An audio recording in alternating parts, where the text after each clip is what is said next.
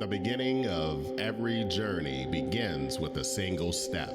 Out here on the golf course, it begins with the first hole.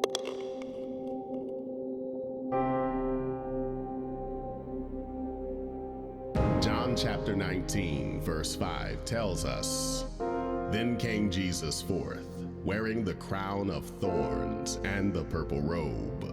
And Pilate saith unto them, Behold the man. How did I get here? As I stand here waiting to be judged, I daydream of my past." This remarkable life of mine begins in a town called Immokalee, Florida. It was a town where it appeared time had stopped. It was a town of fields, outhouses, dirt roads, and just about anything else you could imagine from the deep south. But it was home. My metal was forged not on mean streets, but in the fields, working alongside migrant workers, long before I stepped foot on a golf course. As my journey continued, the accommodations got a little bit better, but at times it felt like life was at a standstill, and I was at a dead end.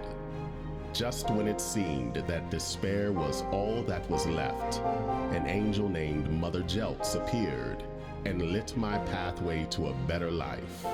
Suddenly, that dead end turned into an open road filled with promise and possibility.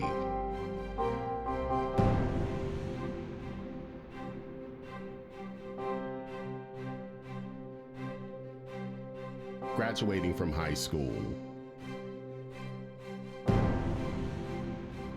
and a baseball scholarship to Howard University. I found solace, peace on a baseball diamond.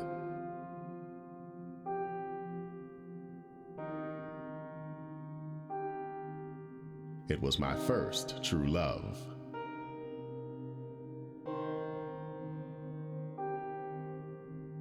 Standing out there on that mound, facing down an opponent just a mere 60 feet, 6 inches away, is a powerful metaphor for what I faced throughout my life. I'd take a deep breath, wind up, and go into my motion. Some days I would throw nothing but strikes. Other days, not so much. Going from being drafted into the major league to injured with no future. But God said not so. I have blessed you with many talents.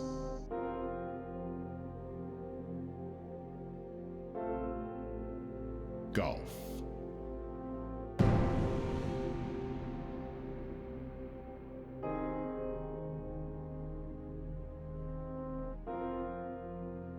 So here I am, living my purpose as a teacher, mentor, guide, serving as that same kind of better angel that came to me when I needed it. Until those same handshakes that took place in the light morphed into darkness and landed me here.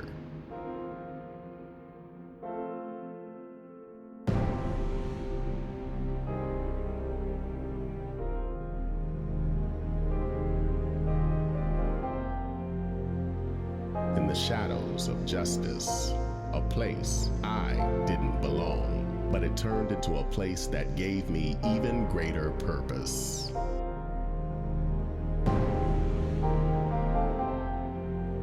Standing in front of a federal judge who looked at a man he knew was not guilty of any crime of his own making.